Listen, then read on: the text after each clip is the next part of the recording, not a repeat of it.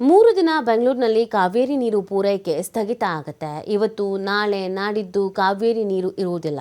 ಸರಬರಾಜು ಸ್ಥಗಿತವಾಗ್ತಾ ಇರುವಂಥದ್ದು ಕಾವೇರಿ 5ನೇ ಹಂತದ ಪಂಪಿಂಗ್ ಸ್ಟೇಷನ್ನಿಂದ ಬಂದ್ ಮಾಡಲಾಗ್ತಾ ಇದೆ.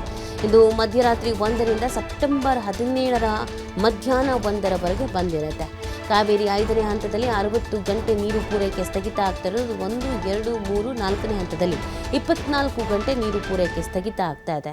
ಅಗತ್ಯ ನೀರು ಸಂಗ್ರಹಿಸಿ ಇಟ್ಕೊಳ್ಳಿ ಅಂತ ಜಲಮಂಡಳಿ ಮನವಿಯನ್ನು ಮಾಡ್ತಾ ಇದೆ. ನೀರು ಇರೋದಿಲ್ಲ, ಸ್ವಲ್ಪ ಎಚ್ಚರಿಕೆಯಿಂದ ಇರಬೇಕಾಗತ್ತೆ. ನೋಡಿ, ಯಾರೆಲ್ಲ ಕಾವೇರಿ ನೀರನ್ನೇ ಅವಲಂಬಿತರಾಗಿದ್ದೀರೋ ಗಮನ ಹರಿಸಿ.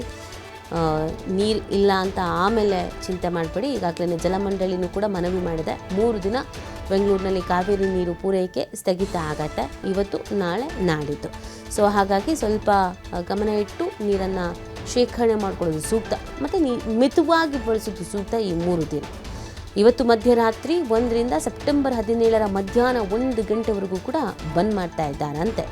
ಕಾವೇರಿ 5ನೇ ಹಂತದಲ್ಲಿ 60 ಗಂಟೆ, 1, 2, 3, 4ನೇ ಹಂತದಲ್ಲಿ 24 ಗಂಟೆ ನೀರು ಪೂರೈಕೆ ಈ ಮುಖಾಂತರವಾಗಿ ಸ್ಥಗಿತವಾಗ್ತಾ ಇರುವಂಥದ್ದು. ಅಗತ್ಯ ನೀರು ನಿಮಗೇನು ಬೇಕೋ ಅದನ್ನು ಶೇಖರಣೆ ಮಾಡಿ ಇಟ್ಕೊಳ್ಳಿ, ಮತ್ತು ಈ 3-4 ದಿನ ಸ್ವಲ್ಪ ಮಟ್ಟಿಗೆ ಮಿತವಾಗಿ ನೀರನ್ನು ಬಳಕೆ ಮಾಡಿ ಅನ್ನೋದನ್ನು ಜಲಮಂಡಳಿ ಮನವಿ ಮಾಡ್ತಾ ಇದೆ. ಎಲ್ಲ ಆಫೀಸಿಗೆ ಹೋಗೋರು, ಕೆಲಸಕ್ಕೆ ಹೋಗಲೇಬೇಕು ಅಂತ ಅನ್ನೋರು ನೀರನ್ನು ಶೇಖರಿಸ್ಕೊಂಡು ಇಟ್ಕೊಳ್ಳಿ. ಯಾಕಂದರೆ ನಾಳೆ ಮತ್ತು ಇನ್ನು ಬೆಳಗ್ಗೆ ಎದ್ದು ನೋಡಿದಾಗ ನೀರು ಬರ್ತಾ ಇಲ್ಲ ಅಂತ ಆಶ್ಚರ್ಯ ಪಡಬೇಕಾದಂಥ ಪರಿಸ್ಥಿತಿ ಬಂದ್ಬಿಡುತ್ತೆ. ಇವತ್ತು ಮಧ್ಯರಾತ್ರಿ 1 ಗಂಟೆಗೂ ಬಂದ್ ಮಾಡ್ತಾರೆ ಅನ್ನೋದನ್ನು ಹೇಳ್ತಾ ಇದ್ದಾರೆ. ಸೆಪ್ಟೆಂಬರ್ 17ರವರೆಗೂ ಕೂಡ ಬಂದ್ ಆಗಿರತ್ತೆ.